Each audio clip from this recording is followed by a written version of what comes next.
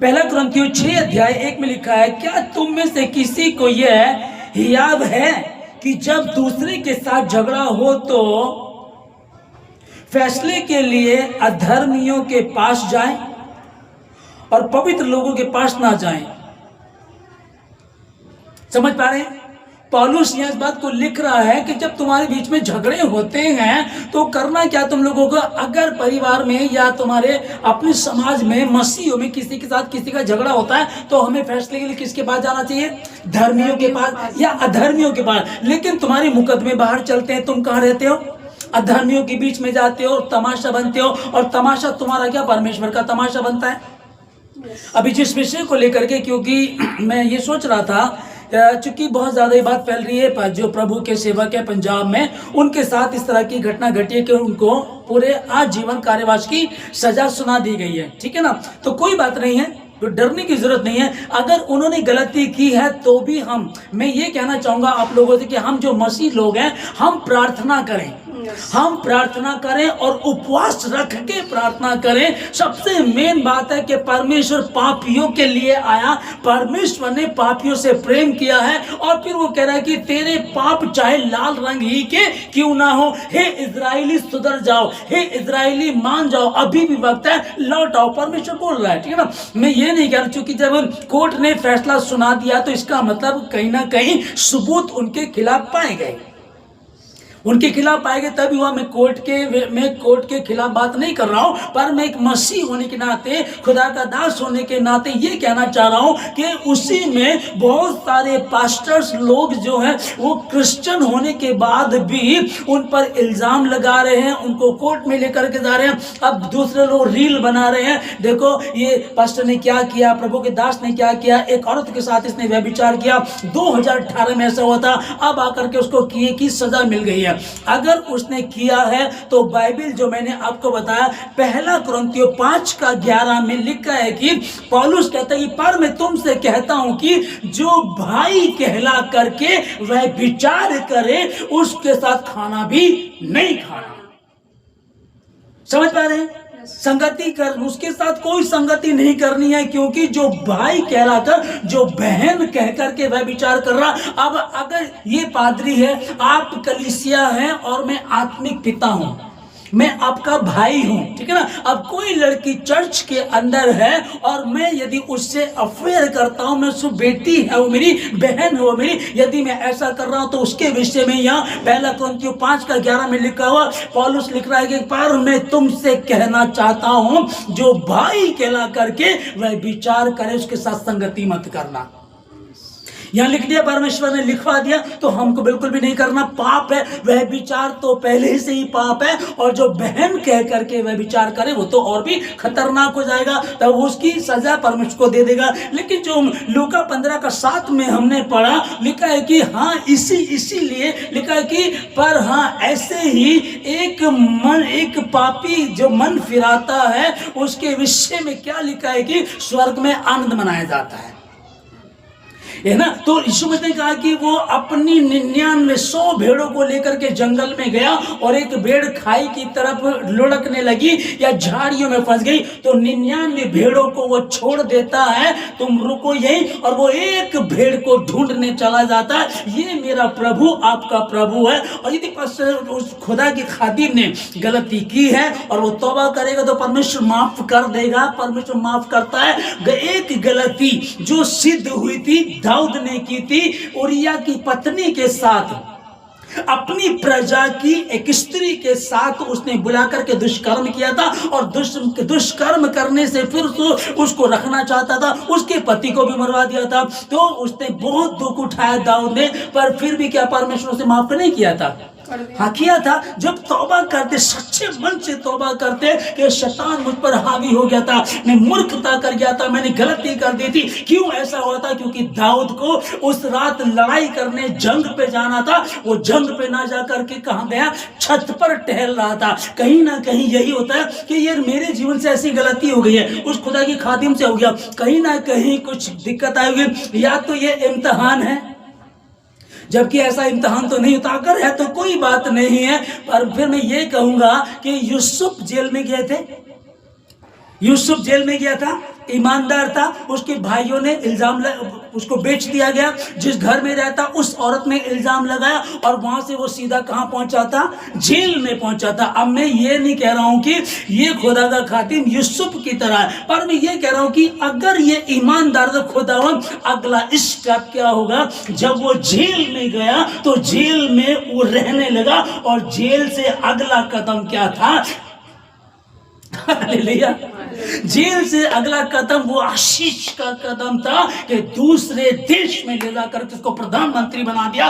और अब वो चाहता तो इसको जिस औरत ने उस पर इल्जाम लगाया था, अब उसकी खटिया खड़ी करा सकता था वो, लेकिन उसने ऐसा कुछ भी नहीं किया। बाइबल में से लिखा। हालेलुया। तो जब यूसुफ बाहर आ गया फिर क्या होगा? कुछ लोग कहेंगे नहीं उस पर, मैं कह रहा हूँ साबित हो गया, ठीक है, हम प्रार्थना कर रहे हैं। अगर कई बार कितने केस हम देखते हैं कि गलत शरीफ लोग फंस जाते हैं, क्योंकि कुछ लोग सबूत ऐसे पैदा कर देते हैं उनके खिलाफ होते हैं, ठीक है ना, इस तरह से वो फंस जाते हैं। पर फिर भी मेरा और आपका फर्ज क्या है? एक मेरा भाई फंस गया है, एक मेरी बहन दुखी है। बाइबल में लिखा है क्या हम सब एक ही शरीर के अंग नहीं है? एक ही शरीर। अगर अंगूठे को चोट लगेगी तो दर्द कहीं होगा नहीं क्या? पूरे शरीर में। एक फांस आपकी उंगली में, एक फांस समझते हैं, एक लकड़ी की हल्की सी फांस यदि आपकी हाथ में फंस जाए ना, जब तक वो नहीं निकलती आप दुखी रहते हैं, वो दर्द करती रहती है। एक फांस आ गई है, मेरे भाई के साथ ऐसा हो गया, प्रभु के दास के साथ ऐसा हो गया। आओ हम मिल करके प्रार्थना करें। उपवास के दिन चल रहे हैं, इन उपवास को इसी नाम कर दे खुदावन, अन्य जातियों में तेरे नाम की बदनामी क्यों खुदावन? अपने नाम की महिमा कर परमेश्वर, तो अपनी बड़ाई कर परमेश्वर। तूने अपने बड़े नाम से अधिक अपने वचन को महत्वता दी खुदावन। लेखा लेने वाला तू है, तू लेखा ले परमेश्वर। तू जो चाहे कर उसके साथ, पर अन्य जाति ना करने पाए। कारण के सोचिएगा किसकी निंदा हो रही है। अब तक होता था कि दूसरे लोग क्या करते थे, क्रिश्चियनों में ऐसा होता है और उसको तो लाखों लोग उसके फॉलोवर हैं, दुनिया में उसे लोग जानते हैं, अमेरिका में, इंग्लैंड में, पाकिस्तान में, भारत में लाखों लोग उसको जानने वाले। अब जो हर संडे को उनका वीडियो देखते थे कि भैया आज प्रचार सुनेंगे, आज हम प्रार्थना सुनेंगे, और वो जो ऑनलाइन बैठ करके बोलते हैं हमारे जीवन में काम होता है। वही कई लोगों के होता है काम तभी तो, ठीक है ना, होता है काम तभी तो लोग देखते हैं। अब दूसरे लोगों ने क्या देखना शुरू किया होगा? अब जैसे ही उन्होंने खोला होगा, ये है ये पादरी जिसने एक लड़की के साथ बलात्कार किया, इसको आजीवन कारावास हो गया। समझिएगा, दुख का विषय है, ठीक है ना। मैं पक्ष नहीं कर रहा हूं, ना ही मन के पक्ष में, क्योंकि मुझे तो अभी वो बड़े दिन पर उन्होंने फिल्मी स्टारों को बुलाया था और पुल पीठ पे उनको खड़ा किया, हीरो हीरोइन वहां खड़े थे, तो वहां परमेश्वर की महिमा कम हो रही थी और फिल्मी डायलॉग ज्यादा बोले जा रहे थे। इस बात से मुझे दुख हुआ था। तो हम प्रार्थना करें, ये एक हमारी सोसाइटी है, पास्टरों की सोसाइटी है, पंजाब के पास्टरों की सोसाइटी है। उस लड़की को बिठा सकते हैं, पादरी को बिठाते, बात करते, अगर तूने किया तो क्यों किया, और उस बहन से भी बात कर सकते थे, हो सकता था ना। शैतान तो इसी ताक में किसको फाड़ खाए, शैतान इसी ताक में रहता है कि किसको फाड़ खाए। जिस वचन को हमने पढ़ा है, यहाँ लिखा है कि वो 99 भेड़ों को छोड़ करके एक को ढूंढने निकल जाता है। फिर भी वो कह रहा, आओ हम आपस में वाद विवाद, है ना, आओ हम आपस में वाद विवाद करें, तुम्हारे अधर्म के काम चाहे लाल रंग ही के क्यों ना, तो भी वो हिम के समान श्वेत हो जाएंगे। आओ आपस में वाद विवाद करें, वो पश्चाताप कर। अगर उन्होंने ये पाप किया है, सजा मिले, हमें मना नहीं कर रहा हूं, पर हम प्रार्थना कर रहे हैं, खुदावन तू दयालु है, तू अनुग्रहकारी परमेश्वर है, तू क्षमा करने वाला परमेश्वर। विजय इमैनुएल, ठीक है ना। तो ये जो पास्टर है अब ये बोल रहा है कि जिसको कारावास हो गई है वो जेल से कभी भी बाहर नहीं आएगा, वो हमेशा अंदर ही रहेगा। चाहे सारे के सारे प्रभु के सेवक मिल जाओ, चाहे सारा संसार एक हो जाए, वो बाहर नहीं आ सकता। ये ऐसे बोल रहा है। फिर दूसरी बात ये बोल रहा है कि जब तक वो मुझसे माफी नहीं मांगेगा तब तक वो बाहर नहीं आएगा।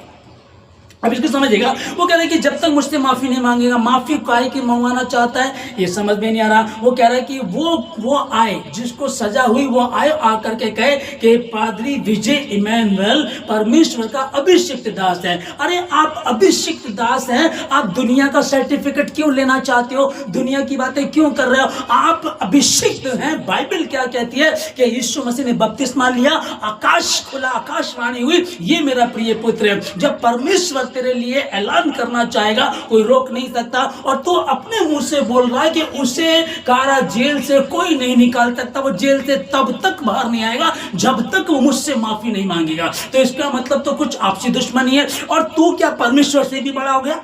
तू तो परमेश्वर से भी फिर बड़ा हो गया। तू कह रहा है कि फिर मैं क्या करूंगा, जब वो मुझसे माफी मांगेगा मैं उसके लिए उपवास रखूंगा, मैं उसके लिए प्रार्थना करूंगा, लेकिन वो माफी सरेआम मांगे, पूरे संसार के सामने वो माफी मांगे, मुझसे कहे मैं परमेश्वर का अभिषेक दास हूं, और वो तौबा करेगा तब वो बाहर आ जाएगा। तो इसका मतलब कहीं गड़बड़ी चल रही है, इसका मतलब कुछ आपसी दुश्मनी है। इस आपसी दुश्मनी के चक्कर में परमेश्वर की महिमा खराब कर रहे हैं। और बाइबल में लिखा है कि परमेश्वर अपनी महिमा औरों को ना देगा, वो अपनी महिमा खराब होने नहीं देगा। कुछ लोग कर रहे हैं, करते रहे, फिर परमेश्वर जब इसमें इन्वॉल्व होगा, जब परमेश्वर इसमें बीच में इंटरफेयर करेगा, तो फिर जितने भी विरोधी हैं फिर उनकी पहला कुरिन्थियों 6:5 में लिखा है कि मैं सचमुच तुम्हें लज्जित करने के लिए ऐसा कहता हूं। कई बार जब पौलुस बात करता था कलीसिया से, कुरिन्थियों के लिए से, तो वो कहता था कि मैं तुम्हें लज्जित करने के लिए ऐसा नहीं कह रहा हूं।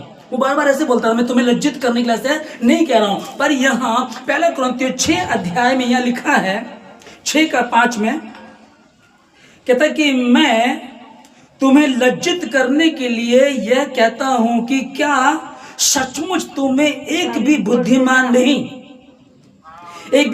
नहीं मिलता जो अपने भाइयों का निर्णय कर सके। हालेलुया, है ना। पर ये क्या बोल रहा है कि क्या तुम्हारे बीच में एक भी ऐसा नहीं है जो अपने भाइयों का निर्णय कर सके, उनका मुकदमा लड़ सके? तुम्हारे बीच में क्या एक भी नहीं है? तब तो सबसे बड़ी हार तुम्हारी यही है। और साथ में क्या लिखा, साथ में परंतु सचमुच तुम में बड़ा दोष तो यह है कि आपस में मुकदमा करते हो, अन्याय नहीं सहते, अपनी हानि क्यों नहीं सह लेते। हालेलुया। एक सिंपल सी बात है, प्रभु के दास ने किया नहीं किया, वैसे सजा हो गई तो किया है, लेकिन आगे जाएंगे, प्रार्थना कर रहे हैं। अभी ऐसा तो नहीं है फाइनल हो गया है, ठीक ना। प्रार्थना करेंगे, परमेश्वर रास्ता निकालेगा, और परमेश्वर से बड़ा कोई भी नहीं होता। आमीन, ठीक है ना। अगर वो लड़की एक बार बोल रही है, जैसे कि वो बात करी है, वो रो रो कर बोल रही है मेरे साथ ऐसा किया, तो एक वकील बैठा हुआ, तो वो कह रही कि ये वकील भी उसी के साथ थे। उस वकील ने बताया कि 2018 में तो मैं हंसराज मिनिस्ट्री में था, इस मिनिस्ट्री में था ही नहीं, मैं झूठ निकला, ठीक है ना। तो बहुत सारे झूठ निकलेंगे, झूठ सामने। यूहन्ना 3:17 में लिखा, परमेश्वर ने अपने पुत्र को जगत में इसलिए नहीं भेजा ताकि वो जगत को दंड की आज्ञा दे, पर इसलिए कि जगत उसके द्वारा उद्धार पाए। ओके, है ना। अब जब ये लिखा कि जगत में यीशु मसीह इसलिए नहीं आया कि वो जगत को दंड की आज्ञा दे, पर इसलिए भेजा कि जगत उसके द्वारा उद्धार पाए। ओके, तो वो उद्धार देने के लिए आया हमको। और यहाँ अभी हमने इस चीज को देखा कि वो पास्टर अपने चेले को बोल रहा है कि वो चेला मेरा जेल से तब तक बाहर नहीं आएगा जब तक मैं प्रार्थना नहीं करूंगा, जब तक वो माफी नहीं मांगेगा। तो एक बच्चे से गलती हुई, उसने आपके खिलाफ कुछ बोला, कुछ कहा कि तुम ही सह लो, क्योंकि जो हमने पहला कुरिन्थियों 6:7 में पढ़ा, लिखा कि तब तो सबसे बड़ी हार तुम्हारी यही है कि तुम लोगों के आपसी झगड़े अन्य जातियों के बीच में होते हैं और तमाशा बनते हैं। तुम खुद ही दुख क्यों नहीं सह लेते? तुम खुद ही दुख क्यों नहीं सह लेते? अगर तो आत्मिक पिता है, अगर तो आत्मिक बाप है, तो घुटनों पर जाकर के प्रार्थना करता और उसके जीवन को बदलवा देता। ये भी तो समझ, जब तेरी प्रार्थना के द्वारा वो जेल से बाहर आता था, तूने कहा कि सारा संसार एक हो जाए, सारे पास्टर एक हो जाएं, और जब तो वो बाहर आ ही नहीं सकता, वो तब तक बाहर नहीं आएगा जब तक वो मुझसे माफी नहीं मांगेगा। अरे भाई, अगर तेरे, तो फिर उसने कहा कि जब तक मुझसे माफी नहीं मांगेगा तब तक वो बाहर नहीं आएगा। तो मैं फिर क्या करूंगा, मैं उपवास रख करके उसके लिए प्रार्थना करूंगा और वो बाहर आ जाएगा। तो ये उपवास रख करके प्रार्थना आप ऐसे भी कर लो, अगर वो गलत है, बिगड़ा हुआ अगर है, तेरे को लग रहा है, तो तू उपवास कर, प्रार्थना कर, उसको सुधार दे। जब तेरी प्रार्थना में इतना दम है, मैं प्रभु माफ करे, वो भी परमेश्वर के अभिषेक दास है, लेकिन मैं क्या कहना चाह रहा हूं कि परमेश्वर का वचन हमको क्या सिखा रहा है, तो तब तो सबसे बड़ी हार तुम्हारी यही है कि तुम्हारे आपसी झगड़े होते, मसीहियों में झगड़े होते, और ये न्याय के लिए अन्य जातियों के पास जाते हैं। क्या तुम्हारे बीच में एक भी ऐसा व्यक्ति नहीं है जो तुम्हारे आपसी झगड़ों को सुलझा सके? हम सब मसीह की देह के अंग हैं। एक अंग को यदि सुई चुभेगी तो क्या आंख नहीं रोती?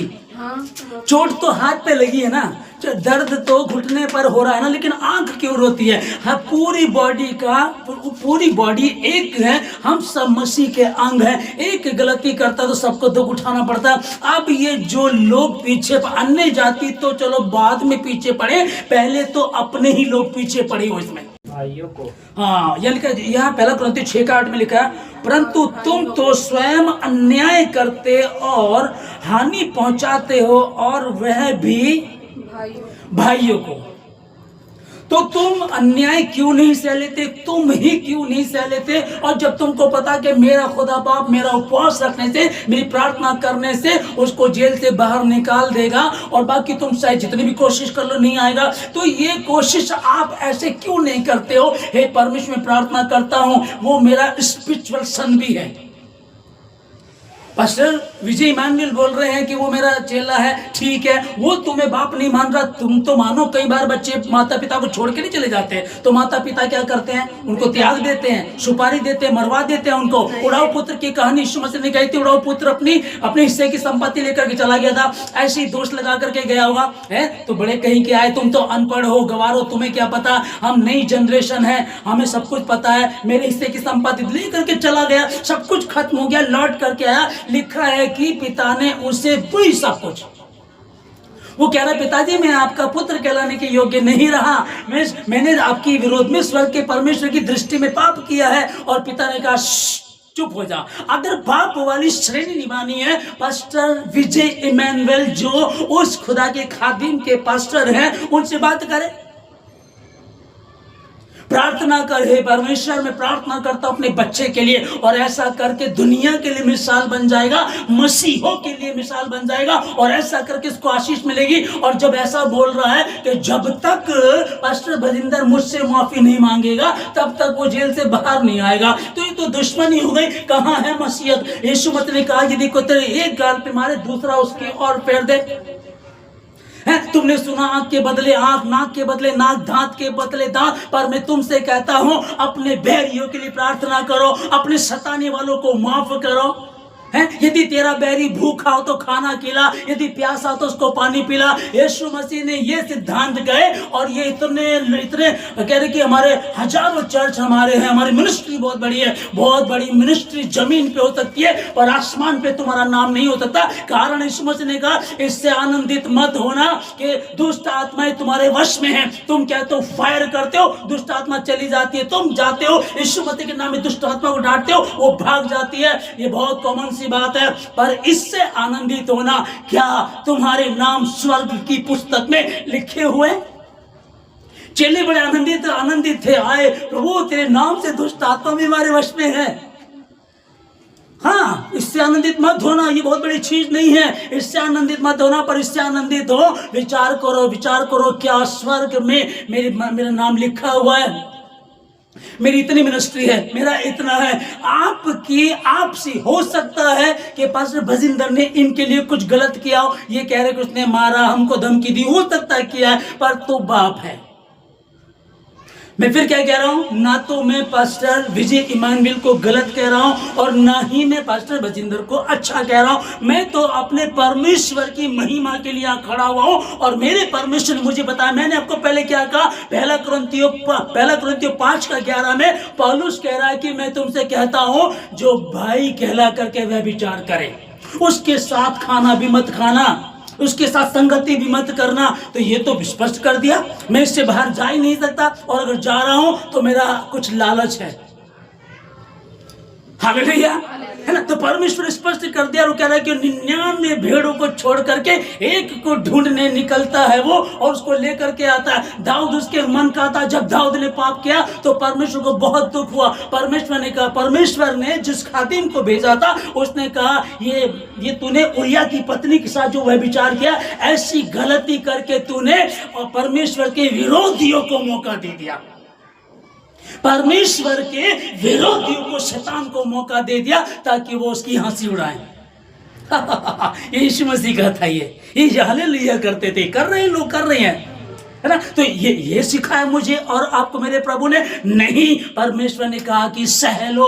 अरे प्रेम ही तो सबसे, अगर यीशु मसीह इस समय का, जब से यीशु मसीह और आज तक उससे ऊपर कोई नहीं है, तो वो कोई नया कुछ लेकर नहीं आया था। वो नया एक क्या था, अरे तुम्हारा गुरु पापियों के साथ बैठता उठता है, चोरों के साथ, व्यभिचारियों के साथ, नशेड़ियों के साथ बैठता है। ये डिफरेंट था, हर कोई नहीं बैठता था, ये था। फिर क्या था, तुम्हारा गुरु क्या करता है, उसने अपने चेलों के पैर धो दिए। गुरु होकर के अपने चेलों के पैर धो रहा है, एक गाल पे मारे, दूसरा गाल आगे कर दिया। ये था, इसलिए उसको दुनिया में माना जाता, जाना जाता, इसलिए वो ऊंचाइयों पर है। आज तक उसके समान कोई भी नहीं है। और उसको मानने वाले, जो मैं और आप, हमारे बीच में कोई लोग जो उसको मानते हैं और कहते हैं कि यीशु मसीह मेरा आदर्श है, मेरा मॉडल है, मैं यीशु मसीह का प्रचार करता हूं, मैं तो यीशु मसीह का प्रचार करता हूं। इसमें जो लिखा, पहले खुद को तो बचा ले। तू जो कहता है चोरी मत करना और खुद ही चोरी करे, तो क्या तू दूसरों को सिखा सकता है? नहीं सिखा सकता। तू जो खुद व्यभिचार करता, दूसरों को कहता है कि व्यभिचार मत करना, तू जो द्वेष रखता है, क्या तू इस मैसेज को, इस शुभ समाचार को पहुंचा पाएगा? सुनेंगे लोग तेरी? नहीं सुनेंगे। पौलुस कह रहा है ना,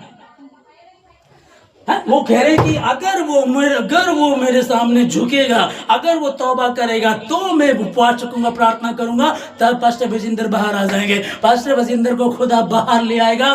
खुदा दयालु है। हाँ, ये है कि वह विचार किया, मैं ये नहीं कह रहा हूं कि वो अगर उसने किया है उसकी सजा उसको मिले। दाऊद को मिली थी। दाऊद उसी जगह पहुंच गया था जहां से आया था, पहाड़ों पर से आया था, वो नंगे पैर घूमता था, चरवा था उस टाइम। राजा बनने के बाद जब उसने पाप किया, फिर से वहां पहुंच गया, फिर से उसकी दशा बुरी हो गई, फिर से उसका हाल बुरा हो गया, पर उसने तौबा की। हम पढ़ते हैं, भजन संहिता 51 में पढ़ते हैं, जूफे से मुझे शुद्ध कर, मैं अपनी मां के गर्भ में पाप से पड़ा, पाप में पला, पाप करता रहा, तू शुद्ध कर सकता है, तू दयालु। टूटा मन परमेश्वर की योग्य बलिदान है। हे परमेश्वर, तू टूटे और पिसे हुए हृदय को तुझ नहीं जानता। और आगे परमेश्वर ने फिर उसको आशीष दी, उसी के द्वारा उसी के बेटे को फिर आशीष दी, है ना। परमेश्वर दयालु है, परमेश्वर संभाल लेगा, बचा लेगा। मैं अपनी कलीसिया से कहना चाहूंगा, और जितने ऑनलाइन में साथ जुड़े हुए, कि हम कोई दिन उपवास हमारे चल ही रहे हैं। स्पेशल 1 घंटा, जिस टाइम आप उपवास खोलते हो उसके बाद 1 घंटा और रखो, और वो रखो खुदा के खादिम के लिए। सिर्फ उसके लिए नहीं, उसके लिए भी जो विरोध में खड़ा, उसके लिए भी इनको रखो। खुदावन उनके जीवन को बदल, उनके मन को बदल। परमेश्वर, ये आपसी झगड़े में खुदावन तेरे नाम की महिमा खराब, और अन्य जातियों में तेरे नाम की बदनामी हो रही खुदावन, और ऐसा क्यों करो? कि मैं तुमसे पहले अनेक बार कह चुका हूं और अब भी रो रो कर कहता हूं, तुम में ऐसे कितने जो अपनी चाल चलन से मसीह के क्रूस के बैरी हैं। ठीक है जी, मसीह के क्रूस के बैरी कैसे हो गए? अब मसीह के क्रूस का कहते हैं, क्रूस की कथा नाश होने वालों के लिए मूर्खता है, और हम उद्धार पाने वालों के लिए परमेश्वर की सामर्थ्य है। जो उद्धार पाना चाहते हैं वो उद्धार करता है। मुझे अपने कसूरवारों को माफ करना चाहिए कि नहीं करना चाहिए? करना चाहिए। जब मेरे पाप क्षमा किए गए, मैं दूध का दूल्हा नहीं था, हर एक इंसान पापी है, बाइबल बताते, सब जानते हैं। मेरे पाप क्षमा हुए तो मैं भी दूसरों के पाप क्षमा करूं। और यदि मुझ में ज्यादा गुस्सा है, क्रोध है, तो मैं बैठ करके प्रार्थना करूं। पर ऐसा नहीं हो जो पौलुस फिलिपियों 3:18 में पढ़ रहे हैं कि ऐसे कितने हैं जो मसीह के क्रूस के बैरी हैं, अपनी चाल चलन से अन्य जातियों के बीच में तुम्हारी निंदा की जाती है, तुम्हारे परमेश्वर की महिमा खराब होती है और तुमको फर्क नहीं पड़ता। फिर भी वो परमेश्वर अपने नाम की महिमा खराब होने नहीं देगा, वो तो किसी को भी उठा लेगा, वो कूड़े से उठा लेगा, किसी दरिद्र को उठा लेगा और उठा करके उसके द्वारा अपने काम को ले लेगा। लोगों में अभी एक बहन बता रही थी कि मैं जहाँ काम करती हूँ वहाँ वो लेडी वो आंटी कहने लगी, अरे तुम्हारे प्रभु के दास पे ऐसा ऐसा हो गया। तो उसने फिर कुछ नहीं कहा, उसने ये सोचा होगा कि यार मैं बोलूँगी तो उसको बुरा लगेगा, या फिर ये कि वो बाद में बात करेंगे, देखो इनका भी तो ऐसा ही कर रहा है। और कर कौन रहा है? वही बाहर की तो बाद की बात है, आप अंदर ही। अभी देखिएगा एक चंदन नाम का लड़का है जो इनके विरोध में वीडियो बना रहा है सोशल मीडिया पे, मुझको देख रहा था ना। ये जो पास्टर विजय इमानुएल है, ये कौन है? क्रिश्चियन। जो चंदन है वो कौन है? क्रिश्चियन, ठीक है ना। और एक ने तो जैसे ये घटना घटी तुरंत एक वीडियो, जो सबसे बड़े पास्टर है पंजाब के, उन्होंने इसी विषय पर प्रचार किया कि देखो दाऊद ने जब वह विचार किया तो वो वहीं पहुंच गया था, ठीक है ना। उन्होंने इस विषय पे पास्टर नरूला ने प्रचार किया। तो जो विरोधी लोग उन्होंने क्या किया, छोटी कटिंग इनकी उठाई, देखो ये परमेश्वर का सबसे बड़ा दास है भारत का, इसने भी यही बोला कि जो वह विचार करता है उसकी सजा उसको मिलती है। फिर जो विरोधी थे उन्होंने इधर से ली वीडियो, जो जेल गया पास्टर उसकी, और दोनों को मिला करके जोड़ करके बनाना शुरू कर दिया। अब जो नया व्यक्ति देखो क्या कहेगा कि ये जो प्रचार कर रहे हैं ये इस पास्टर के लिए बोल रहे हैं, इसने वह विचार किया, ये पहले जेल से ही इसका जीवन बदला था, जेल में था जब उसका जीवन बदला था, और देखा आज जेल में ही पहुंच भी गया ना। तो अकल कहां चली गई? घास चरने। कारण क्या है समझिएगा अभी। अब इन्होंने ऐसा किया। फिर कपूरथला वाली जो लड़की है वो भी क्रिश्चियन है, इसकी शादी जिससे हुई है वो पादरी है, ठीक है जी, वो भी क्रिश्चियन है। फिर रेप का इल्जाम लगाने वाली 2018 में जिसके साथ रेप की बात आ रही है वो कौन है? वो भी क्रिश्चियन है, ठीक है। इस सारे के सारे तो क्रिश्चियन ही हैं। ये क्या चल रहा भाई? तो ये कोई नई बात नहीं है, ये कोई बड़ी बात नहीं है, बट दुख की बात तो है, क्योंकि यीशु मसीह को पकड़वाने वाला भी तो वही था जो उसके साथ दिन रात रहता था, साथ खाते पीते नहाते सब एंजॉय किया करते थे, और उसने यीशु मसीह को पकड़वा दिया तो कोई बड़ी बात नहीं है। पर लिखा है कि ठोकरों का लगना अनिवार्य है, हाय उस पर जिसके द्वारा ही आती है। ठोकरें आएंगी, ठोकरें लगेंगी, दिक्कतें हाँ होगी, अनिवार्य लिखा है, अनिवार्य ठोकरें आएंगी, गिरोगे, दिक्कतें आएंगी, पर चिंता मत करना, पर तुम बने रहना। आप सब देख लीजिएगा, जब यहूदा ने यीशु मसीह को पकड़वा दिया तो फिर कोई बात नहीं है, पर यहां बात क्या आती है? प्रभु ने कहा हाय उस पर जिसके द्वारा ही आती है। अब अगर ये मिलकर के सारे चलो मान लेते हैं, मैं ये नहीं कह रहा हूं कि, मैं फिर कह रहा हूं ऑनलाइन सुनने वाले ये ना कहे कि मैं पास्टर भजिंदर का कोई पैर कर रहा हूं उनका, मैं ये नहीं कह रहा हूं। सबसे पहले मैंने वचन पढ़ा था 1 कुरिन्थियों 5:11, जिसमें लिखा है यदि कोई भाई कहला करके वह विचार करे उसके साथ खाना भी नहीं खाना। संगति तो बहुत दूर की बात हो गई है, जब परमेश्वर ने कह दिया है, ठीक है। अब ये समझ लीजिए वो कह रहे कि वो परमेश्वर दयालु हाँ है, फिर तौबा करेंगे, वो दाऊद की तरह तौबा करे। अगर उसने गुनाह किया वो तौबा करेगा, परमेश्वर को क्षमा कर देगा, धो देगा, और फिर से तैयार करके नया लेकर के आएगा। हालेलुया, है ना। कई बार होता है ना कि लोग बोल रहे हैं तो कोई बात नहीं, जो लोग बोल रहे हैं आप उनको कह दीजिएगा कोई बात नहीं है। एक होता है ना, कहते कि तेल देख तेल की धार देख, हाथ कंगन को आश किया होता ना, कहते रिजल्ट के एक रिजल्ट आया, हाँ उनको कारावास हो गया, आजीवन कारावास हो गई है, पर हम प्रार्थना कर रहे हैं और सच निकल करके आएगा। हम कुछ गलत नहीं बोल रहे हैं, उसका पक्ष नहीं कर रहे हैं, और हम कानून को, अदालत को गलत नहीं कह रहे हैं। उनको जो सबूत आएंगे वो उनके अनुसार काम करते हैं, उन्होंने किया वो बिल्कुल ठीक है। पर मैं क्या कह रहा हूं, मैं अपने मसीहों के लिए बोल रहा हूं। ये सारे के सारे क्रिश्चियन ही तो हैं। अगर उस लड़की के साथ ऐसा किया तो वो कहती ठीक है मैं माफ करती हूं उसको। आज मेरा पास्टर की मेरी शादी पास्टर के साथ हो गई है, अब हम मिल करके प्रार्थना दुआ करेंगे, एक खुदा उसके जीवन को बदल दे। क्यों ठोकर का कारण बन रहे हो भाई? वो लड़की जो कह रही कि मेरे साथ दुष्कर्म किया गया, वो भी उपवास रख करके प्रार्थना कर सकती थी, है तो बहुत बड़ी मुश्किल, कठिन बात है, लेकिन कठिन काम करोगे तो ही तो बात बनेगी। कठिन काम मतलब यही तो ना, डिफरेंट कुछ करना। जब यूसुफ के भाइयों ने बेच लिया, वो डिप्रेशन में रहा होगा, दुखी रहा होगा, आगे बढ़ा होगा, आगे चला, एक जगह सही से काम कर रहा, सब कुछ ठीक चल रहा, एक औरत ने उस पर डोरे डाले, इल्जाम लगाया, फिर उसको कहां पहुंचा दिया, उसके साथ दिक्कत चल रही थी, पर वो हार नहीं माना, वो लगा रहा, परमेश्वर पे विश्वास करता रहा, और परमेश्वर ने उससे उस दूसरे देश का प्रधानमंत्री बना दिया, दूसरे नंबर का। परमेश्वर कुछ भी कर सकता, उसके लिए कुछ भी मुश्किल नहीं, असंभव को संभव करने वाला यीशु मसीह है। हाँ, हुआ हमारे एक भाई के साथ ऐसा हुआ है, मेरे अंगूठे में बहुत दर्द हो रहा है, लेकिन ये अंगूठा ना गला हुआ है, कटवा देंगे क्या? नहीं, इलाज कर कटवा दो कि नहीं कटवा सकते? अब नहीं कट सकते। इधर आंख में ना बड़ी प्रॉब्लम होती है, इससे दिखता ही नहीं है, तो निकलवा दे। नहीं, ऐसा नहीं कर सकते। बार बार झड़ते हैं, पूरा गंजा हो जाओगे, नहीं होते। फिर क्या, फिर क्यों? जब अंग को काट नहीं सकते तो मसीह ने कहा तुम आपस में मसीह के अंग हो। अगर घुटने में दर्द होता तो भी आंख रोती है ना, फिर क्यों ऐसा कर रहे हो? सारा संसार मिल जाए, सारे पास्टर मिल जाए, तो भी वो बाहर नहीं, पास्टर बजिंदर बाहर नहीं आएगा। पर अगर मुझसे माफी मांगेगा, सबके सामने, पूरे संसार के सामने मुझसे माफी मांगेगा, तो मैं उसके लिए उपवास करके प्रार्थना करूं, तो वो बाहर आ जाएगा। तो आप यीशु मसीह से भी बड़े हो गए। अब ध्यान से समझिएगा इसको। मीका की पुस्तक 7 अध्याय 8 से 10 तक पढ़ेंगे। लिखा है कि हे मेरी बैरिन, मुझ पर आनंद मत कर, क्योंकि जो ही मैं गिरूंगा त्यों ही उठूंगा, और ज्यों ही मैं अंधकार में पड़ूंगा त्यों ही यहोवा मेरे लिए ज्योति का काम करेगा। ध्यान से सुनो, मेरी बैरिन, पास्टर बजिंदर के लिए वचन है। ये कह सकते हैं, ये पास्टर बजिंदर जी इस बात को कह सकते हैं, हे मेरी बैरिन, हे मेरी बैरी लोगों। और बैरी कोई नहीं, बैरी वो शैतान ही है जो उनके अंदर घुस करके काम करता है। जब यहूदा इस्करियोती में क्यों उसने एंटर किया, क्यों प्रवेश किया? क्योंकि वो गलत था, चोर था। तो इसका मतलब शैतान उन्हीं को घेरता है जो गलत होते हैं। ध्यान से समझिएगा, ओके।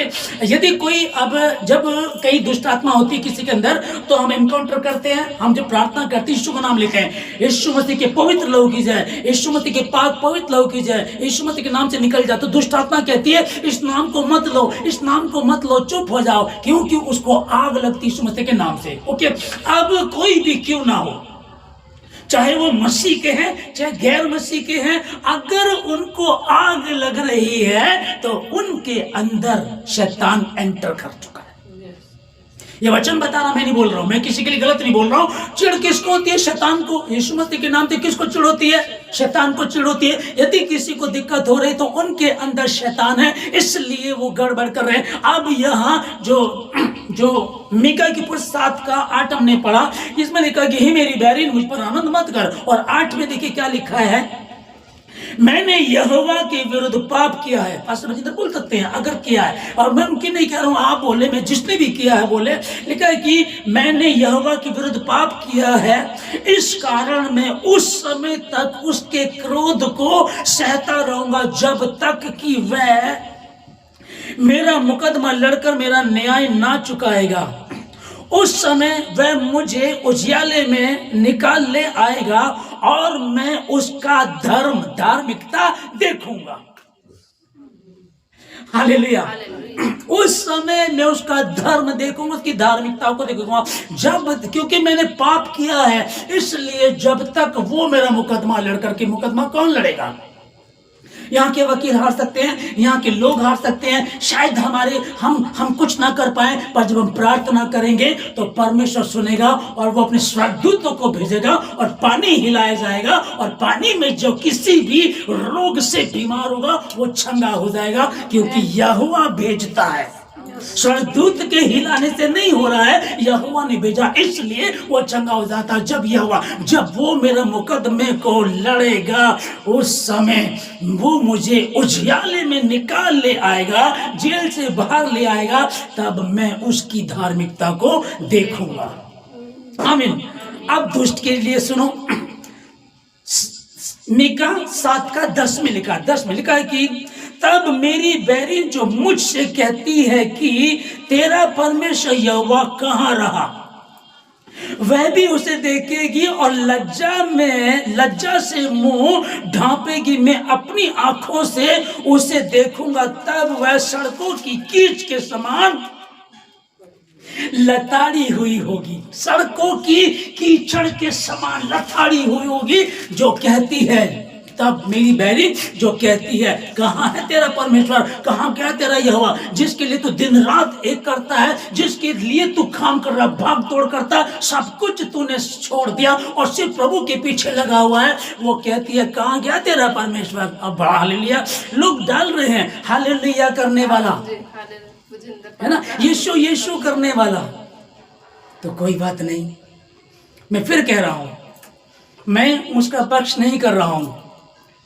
ध्यान से सब सुन ले, ऑनलाइन वाले सुन ले, चर्च में सुन ले, आसपास जो सुनते हैं वो सुन ले। मैं क्या कह रहा हूं आप लोगों को, अगर उसने किया है तो पहला कुरिन्थियों 5:11 में लिखा है, यदि कोई भाई कहला करके वह विचार करे तो उसके साथ खाना भी नहीं खाना है। पर इस बात को आप देख लीजिएगा।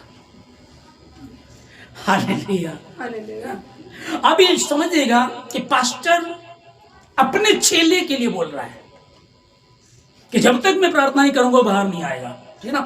अभी पहला शमूएल यदि 26 अध्याय में आप पढ़ते हैं, वहां देखिए शाऊल जो राजा था, जब वो देखता कि दाऊद मुझसे ऊपर जा रहा है तो यह चिढ़ने लगा।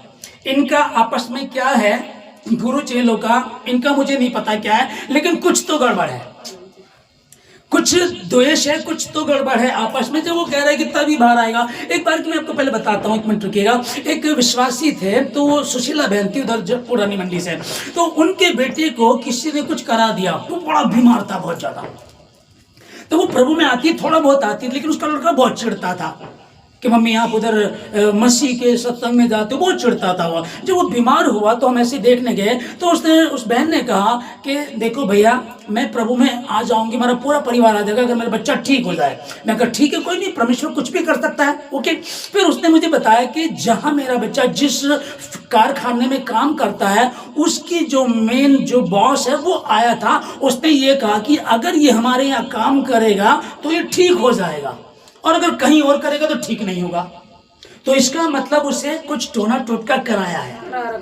ये खुद उस बहन ने कहा कि ये सुशीला बहन की बात है, उनके पति बजिंदर की बात है, और लो ये भी बजिंदर है, बजिंदर की बात है, जाटव नगर की बात है ये। और उनका बच्चा प्रभु का धन्यवाद प्रार्थना की और वो ठीक हो गया। वो प्रभु में नहीं आए, वो अलग बात है, समुद्र से तुम बाल्टी या पानी बैग ले जाओ, समुद्र को फर्क नहीं पड़ता है। लेकिन उन्होंने कहा, मैं क्या कहना चाह रहा हूं कि वो ये कह रहे थे कि वो इसकी फैक्ट्री से आए थे, उन्होंने कहा अगर ये हमारे काम नहीं करेगा तो कभी ठीक नहीं होगा। तो इसका मतलब क्या हुआ, उन्होंने कुछ करा रखा है, ये हमारे यहाँ ही काम करे, ओके। ये भी हो गया। अब समझिएगा, जो शाऊल राजा था उसको पता था, उसको लगने लगा कि यार ये तो मेरे से ऊपर जा रहा है, क्योंकि लोग कहने लगे शाऊल ने मारे हजारों और दाऊद ने मारे लाखों। ये चिढ़ उसके दिमाग में आ गई और यही चिढ़ ने उसको बर्बाद कर दिया, खत्म कर दिया। अब ये 3,000 कई हजार लोगों को लेकर के दाऊद के पीछे, अकेले दाऊद को ढूंढता है, उसको मारने के लिए, उसको मारना चाहता था। एक दिन क्या हुआ, दाऊद को पता चल गया कि शाऊल वहां छावनी में है और सब लोग सो रहे हैं। दाऊद के साथ जो इसका योद्धा था वो कहने लगा, आज बढ़िया मौका है, मैं ऐसा भाला फेंक करके मारूंगा कि उसके शरीर में घुसेगा और जमीन में जाकर के धंस जाएगा और मुझे उसे दोबारा मारना नहीं पड़ेगा। इतने योद्धा होते थे ये, वहां जाने की जरूरत भी नहीं, मैं यहीं से फेंक करके मारूंगा, मर जाएगा। तब सुनो, पता क्या है, यहां लिखा है पहला शमूएल 26 का 9, 1 मिनट पढ़ दीजिएगा, मजा आने वाला है यीशु मसीह के नाम में।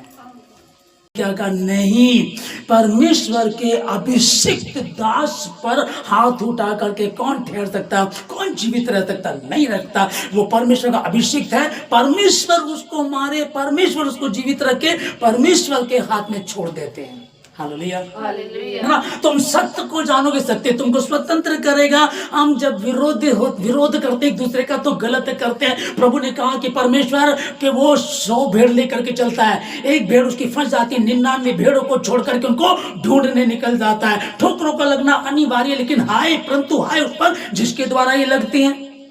परमेश्वर ने कह दिया इस बात के लिए, ठीक है ना। और फिलिप्पियों 3:18 में उसने कहा, मैं बार बार पहले तुम्हें कह चुका हूं, अब भी रो रो कर कहता हूं, ऐसे कितने कितने हैं जो मसीह के क्रूस के बैरी हैं, अपने पूरे चाल चलन से मसीह के क्रूस के बैरी हैं। तुम्हारे कारण मसीह की निंदा गैर जातियों में की जाती है। क्या तुम्हारे बीच में एक भी बुद्धिमान नहीं है, एक भी अभिषिक्त नहीं है, एक भी समझदार नहीं है जो अपनी भाइयों के झगड़ों को सुलझा सके? सब तब तो सबसे बड़ी हार तुम्हारी यही है कि तुम्हारे आपसी झगड़े होते हैं और अन्य जाति आकर के तुम्हारे मुकदमे को लड़ते हैं, अन्य जाति तुम्हारा फैसला कराते हैं। क्या तुम्हारे बीच में एक भी नहीं है? क्या तुम नहीं जानते कि तुम स्वर्गदूतों का न्याय करोगे? हालेलुया। क्या तुम नहीं जानते कि तुम स्वर्गदूतों का न्याय करोगे? और तुम अपना ही न्याय नहीं कर पा रहे, फिर कौन तुमको? जो थोड़े में विश्वास योग्य उसको ज्यादा दिया जाएगा, तो थोड़े में विश्वास योग्य नहीं है। एक बंदे को लेकर के तुम इतने उलझ गए हो। शाऊल एक बंदे दाऊद को लेकर कितना उलझ गया, उसका राजपाट खत्म हो गया, खुद मर गया, सब कुछ खत्म हो गया। उसका कारण क्या था? वो मुझसे ऊपर बढ़ रहा है। औरतें गीत गाती, जब भी जंग करके आते थे औरतें गाया करती थी। उन्हें वो कहने लगी कि शाऊल ने मारे हजारों और दाऊद ने मारे लाखों। ये बात उसे चुभ गई, ये बर्दाश्त नहीं हुई, अपने से ज्यादा ऊंचा उठना उसको बर्दाश्त नहीं हुआ। और उसके बाद हुआ क्या? वो खुद ही तबाह हो गया। परमेश्वर दाऊद की तरफ से लड़ रहा, परमेश्वर ने उसकी तरफ से काम किया। आप इसको समझ लीजिएगा। अब जो मैं आपको बता ही रहा था, जो पास्टर चंदन है वो भी क्रिश्चियन है, पास्टर विजय इमानुएल है वो भी क्रिश्चियन है, पास्टर नरुला जी ने जो इस बार वचन दिया था व्यभिचार के ऊपर, उसकी वीडियो विरोधियों ने जोड़ करके बना करके उसको एक कर दी गई है, तो वो भी क्रिश्चियन है। और उसका ये जो कपूरथला वाली लड़की अब कह रही कि मेरे साथ भी ऐसा किया गया, वो भी क्रिश्चियन है। उसका पति पास्टर है, वो भी क्रिश्चियन है। और रेप का जो इल्जाम लगा रहे वो भी क्रिश्चियन है। और यहूदा इस्करियोती भी यीशु मसीह का फॉलोवर था, उसने उसको पकड़वा दिया था। पर चिंता मत करना, इसीलिए यीशु मसीह ने कहा उनके बैरी उनके घर ही के लोग होंगे। और यीशु मसीह भी कह रहा है कि मैं अपनों के पास गया पर मेरे अपनों ने मुझे ना पहचाना। फिर खुदावंद ने कहा डर मत, मैं तेरे साथ हूं। जो परम प्रधान की छाया उस स्थान में बैठा है वो सर्वशक्तिमान की छाया में ठिकाना पाएगा। और रही बात जेल की, तो कोई बात नहीं है। जेल में एक बंदा गया था जिसने आधा से ज्यादा नया नियम लिख दिया, अर्थात पौलुस जब जेल में गया तो उसने वहां से ये पुस्तकें लिखी। हालेलुया। पर परमेश्वर अपने नाम की महिमा खराब होने नहीं देगा। और प्रभु ने कहा, दाऊद उसके विषय बोलता है, हे परमेश्वर मैं तेरे पवित्र मंदिर में आऊंगा, दंडवत करूंगा, जय जयकार करूंगा, क्योंकि तूने अपने बड़े नाम से अधिक अपने वचन को महत्वता दी है। तो मैं किसी को गलत नहीं बोल रहा हूं। जो नाम मैंने लिए, यदि किसी को दुख पहुंचा या कुछ ऐसा लग रहा है, मैं किसी के लिए गलत नहीं बोल रहा हूं। मेरा मतलब सिर्फ एक है, और वो सिर्फ ये है कि इससे हम बात करें परमेश्वर के वचन को। उसने कहा जब तुम सत्य को जानोगे सत्य तुमको स्वतंत्र करेगा। पवित्र शास्त्र बाइबल को सफेद पुस्तक, काले अक्षर, 200 रुपए की पुस्तक, आप उसको पढ़ेंगे ये बुद्धि खोल देगी। यस। आप पढ़ो, समझ में ना आए किसी से डिस्कशन करो, किसी से ट्यूशन लगाओ, किसी पास्टर से बात करो, कलीसिया के लोगों से बात करो, प्रार्थना करो, पवित्र आत्मा तुमको बताएगा प्रभु मुझे यहाँ क्या करना चाहिए। तब तो तुम्हारी सबसे बड़ी हार यही है कि तुम लोगों में आपस में झगड़े होते हैं और गैर जाति के, अन्य जाति के लोग, अधर्मी लोग तुम्हारे बीच में आकर के इन्वॉल्व होते हैं। सबसे बड़ी हार तो तुम्हारी यही है। तुम ही क्यों अन्याय नहीं सह लेते? इसने मेरे साथ ऐसा किया था। पतरस आकर के कहने लगा, प्रभु मेरा भाई मुझे बार बार परेशान करता है। कितनी बार माफ? उसे पता था रब्बी लोग 7 बार बोलते थे, रब्बी लोग बोलते थे 7 बार माफ करना है। तो ये गया, कितनी बार माफ करूं? बड़ा खुश होकर के प्रभु ने कहा मैं ये नहीं कहता कि 7 बार, जो रब्बी कहते वो नहीं कह रहा, जो रब्बी का रब कहता है, खुदा का खुदा कहता है। उसने कहा 7 का 70 गुना, 7 का 70 गुना प्रतिदिन करे कोई, करो वचन को पूरा तो करो। पास्टर विजय इमानुएल बोल रहे हैं, उसने मेरा दिल दुखाया, उसने मेरी बेइज्जती की है, उसने मेरे लिए ऐसा बोला है। हाँ ठीक है, तेरा खुदा क्या कह रहा है? पतरस को कहा 7 का 70 गुना। प्रभु मुझे बहुत परेशान करता है, 7 का 70 गुना। यदि तेरा बैरी भूखा हो खाना खिला, प्यासा हो तो पानी पिला, और ऐसा करके तो उसके स्तर पर आग के अंगारों का ढेर लगा देगा। और अगर नीति वचन 25 में पढ़ेंगे आप, वहां तुमको उसका जवाब मिलेगा। और ऐसा जब तुम करोगे, इसका बदला यहोवा तुझे देगा। तो इसको तो कर नहीं रहे हैं। और जब ये वीडियो डाल रहे हैं तो वीडियो कौन से सिर्फ मसीह लोग देख रहे हैं। जब विरोध की बात आए तो अन्य जाति बहुत देख रहे हैं, विरोधी लोग बहुत देख रहे हैं, जो इसी ताक में रहते हैं कि इनको कैसे उलझाएं, कैसे इनका कोई वीक पॉइंट हमको मिले। और शैतान इसी ताक में रहता है कि किसको फाड़ खाए। वो सिंह के समान इसी ताक में रहता है। तभी प्रभु कहता है सचेत रहो, जागते रहो, प्रार्थना करते रहो कि तुम परीक्षा में ना पड़ जाओ। इसलिए सबसे बड़ी हार तो तुम्हारी यही है कि तुम्हारे आपसी मुकदमे होते हैं और अन्य जाति तुम्हारे बीच में आकर के तुम्हारा फैसला कराते। क्या तुम्हारे बीच में एक भी विद्वान नहीं है, एक भी बुद्धिमान, एक भी धर्मी व्यक्ति नहीं है? सबसे बड़ी हार तुम्हारी यही है। आप प्रार्थना करेंगे। मैं कहना चाहता हूं अपनी कलीसिया के लोगों से और जो ऑनलाइन सुनने से, मैं कहना चाहता हूं प्रभु का छोटा सा खादिम होने के नाते कि हम सब प्रार्थना करें पास्टर बजिंदर जी के लिए। खुदा आप उनको क्षमा कर, अगर उन्होंने किया तो क्षमा कर दीजिएगा, और नहीं किया परमेश्वर तो मीका की पुस्तक हमने 7 अध्याय 10 में पढ़ा। तब मेरी बहरीन जो मुझसे कहती थी कहाँ है तेरा यहोवा, वो मैं उसको सड़क की कीचड़ के लताड़े हुए देखूंगा। तब मैंने पाप किया है, मुझे वो क्षमा कर देगा, उजियाले में अंधकार से ले आएगा मुझे, और मैं उसके धर्म को देखूंगा। हे मेरी बहरीन, मुझ पर आनंद मत कर। बाकी बीच में जो बहनें हैं, अगर उसके साथ दुष्कर्म किया गया है तो उसको इंसाफ मिले।